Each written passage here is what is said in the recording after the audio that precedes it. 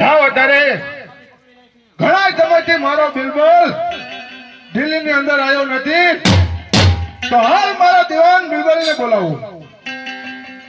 હે આજે બાદશાહ બોલાવે બિલબુલ આવજો રે.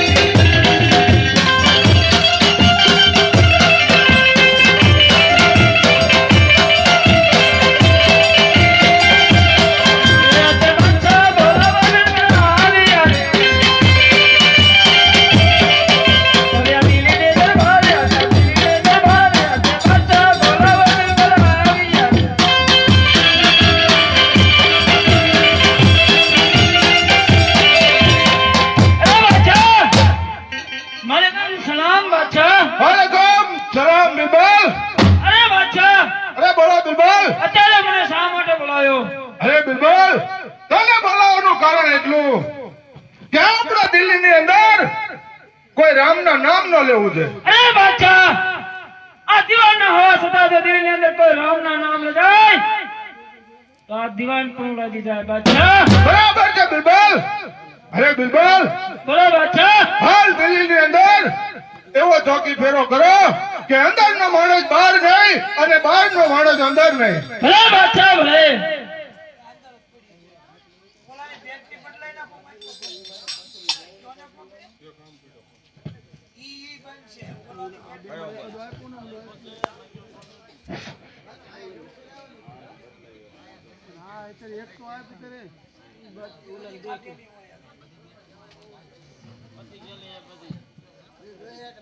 હાલો હાલો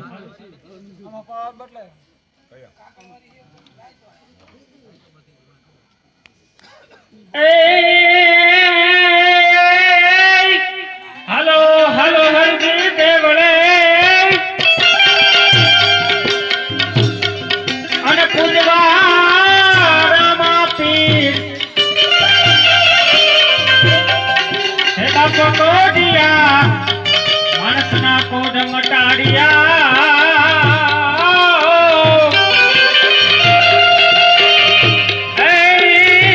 તો સાજા કર્યા શરીર. દિલ્હીની અંદર રામના નામ કોણ લઈ રહ્યું છે? બરાબર છે બિલબુલ.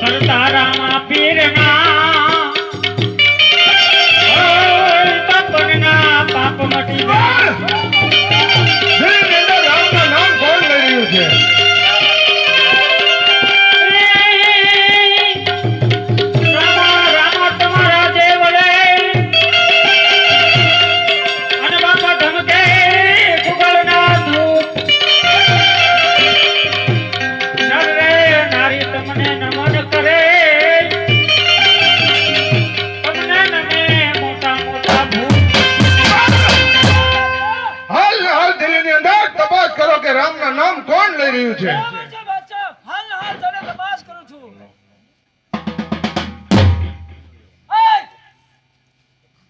કોણ છે તું? કોણ છે તું અને ક્યાંથી આવ્યો છે ને તું ક્યાં જઈ રહ્યો છે? અરે હું તો ચારણ ગઢવી છું.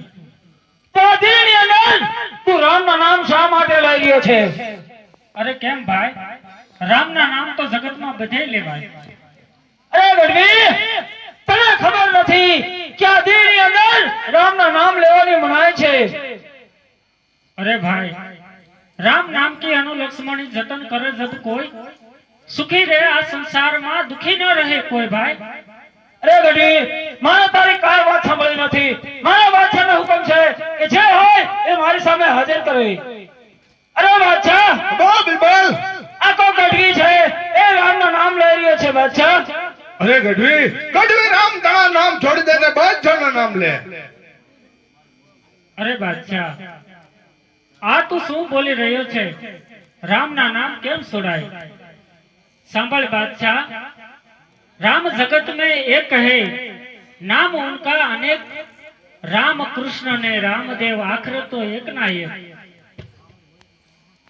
અરે ગઢવી તે રામના તું આટલા વખાણ કરી રહ્યો છે, જ્યાં રામના તું આટલા ગુણગાન કરી રહ્યો છે, તો મને મારા બે સવાલનો જવાબ દે. अरे बादशाह, तारा एवा શું બે સવાલ છે?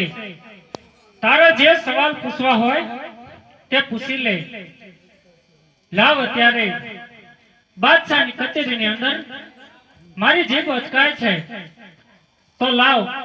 રામદેવના ગુણગાન ગાતા હું થાકતો નથી, પરંતુ આજ મારી જીભ અચકાય છે, તો લાવ રામદેવની કુળદેવી હિંગળાજ માને હું પ્રાર્થના કરું કે મારા જીભના ટેરવે સરસ્વતી રૂપે આવી અને બાદશાહના સવાલોના જવાબ આપે. લાવ અત્યારે મને દિલ્હીથી ગઢવીનો પુકાર સંભળાઈ રહ્યો છે, તો હું હિંગળાજ રામદેવ કુળદેવી.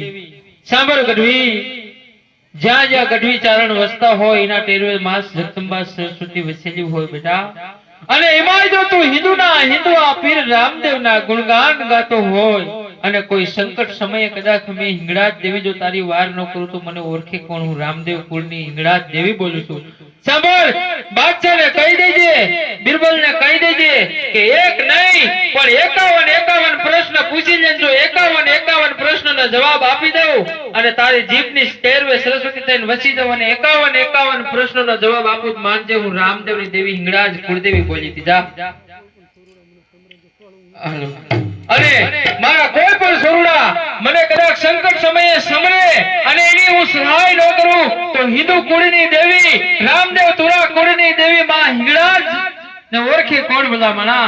માટે તું તો ગઢવી ચારણનો દીકરો છો ભલામણા, અને જ્યાં મારા દીકરા રામદેવના ગુણગાન ગાતા હોય એમાં એક નહીં પણ 51 પ્રશ્ન બાદશાહ પૂછી લે.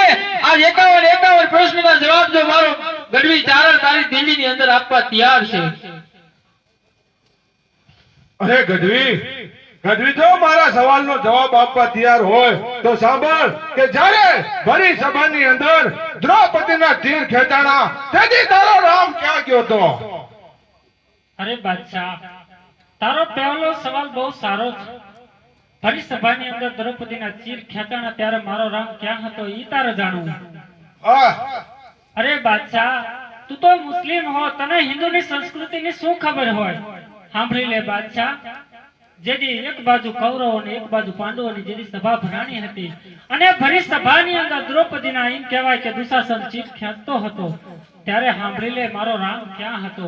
જેથી દ્રૌપદીના મુખમાંથી એક શબ્દ નીકળી ગયો કે હે કૃષ્ણ પરમાત્મા, તું આજ મારી ભરી સભાની અંદર લાજ રાખજે.